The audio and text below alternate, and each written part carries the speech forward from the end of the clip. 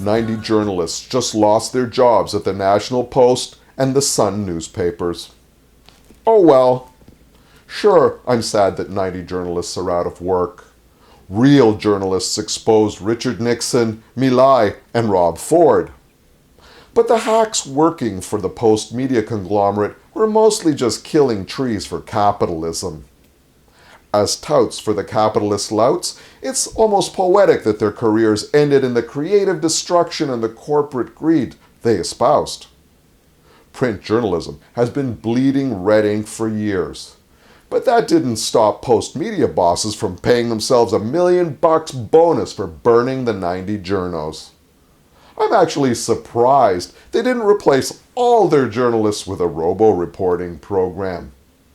They could have outsourced the op-ed page to Crime Lord Black too.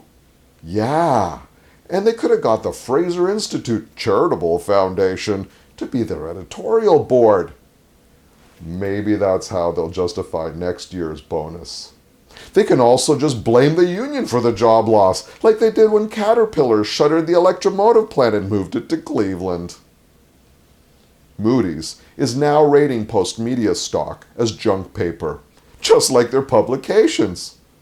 Now the Ottawa Citizen and Sun, the Edmonton Journal and Sun, the Calgary Herald and Sun, and the Vancouver Province and Sun will all be written by the remaining handful of hacks.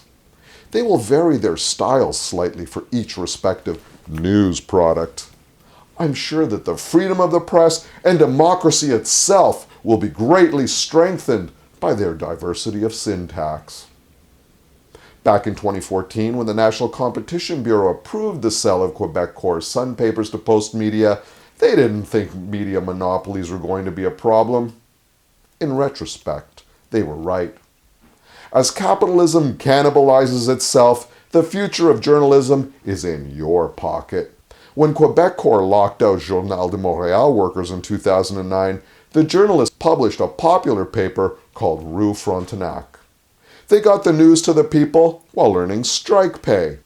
All that journalism really needs is for reporters to be paid and protected. Blogs, podcasts, and video are the future of news. Jumpstarting the new journalism will require a combination of public funding, crowdsourced capital, and cheap libel insurance. The upside is that if journalists aren't paid by media conglomerates, they might be more willing to bite the hand that isn't feeding them. And that would be a real man bites dog story. But till then, there's always rabble.ca. In Toronto, for, I'm Umberto da Silva, not Rex Murphy.